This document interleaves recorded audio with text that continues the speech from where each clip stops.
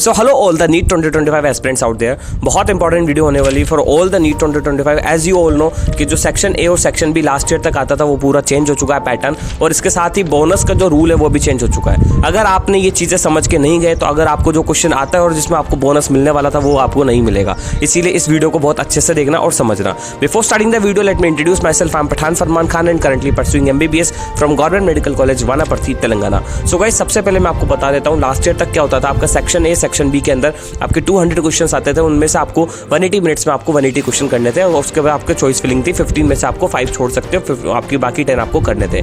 लेकिन इस बार पूरा पैटर्न चेंज हो चुका है। आपके 180 आउट ऑफ 180 क्वेश्चन है, लेकिन जो पैटर्न है उसमें जो आपको बोनस मार्किंग है वो कैसे होती है मैं इस वीडियो के अंदर आपको बताने वाला हूँ। हाईएस्ट मार्क्स जो है वो 720 है। 180 और 180 आपको 180 मिनट्स में आपको 180 क्वेश्चन करने हैं। इसके बाद ये है कि बिल्कुल सिंप्लीफाइड पैटर्न कर दिया है। जो इंपॉर्टेंट पॉइंट्स है कि आपको मार्क्स कैसे मिलेंगे वो मैं बता देता हूँ। सबसे पहले करेक्ट आंसर, अगर आपने करेक्ट आंसर लिखा है या मोस्ट अप्रोप्रिएट आंसर टिक किया है, आपने जो OMR है उसके अंदर भरा है, तो आपको 4 मार्क्स मिलेंगे।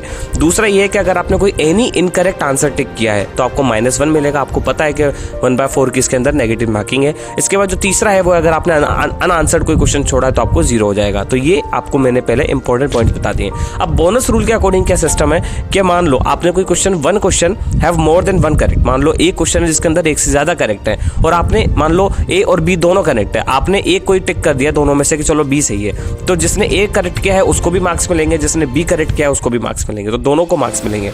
दूसरा क्या रूल है, if all options are correct, अगर सारे ऑप्शंस करेक्ट हैं तो किसको मार्क्स मिलेंगे? सबको मार्क्स।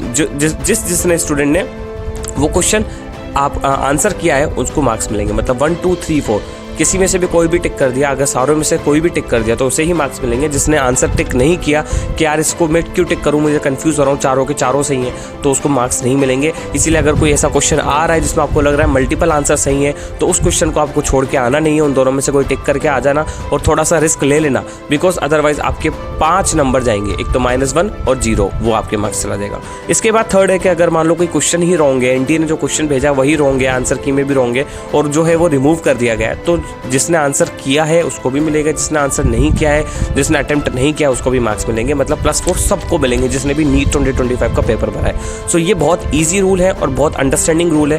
तो अगर आपको if you have any doubt और query you can DM me personally on my Instagram account और my Telegram channel, link is in the description and I will definitely help you in any circumstances. So thank you so much for watching this video. If you like the video, please subscribe to my channel for all the authentic information.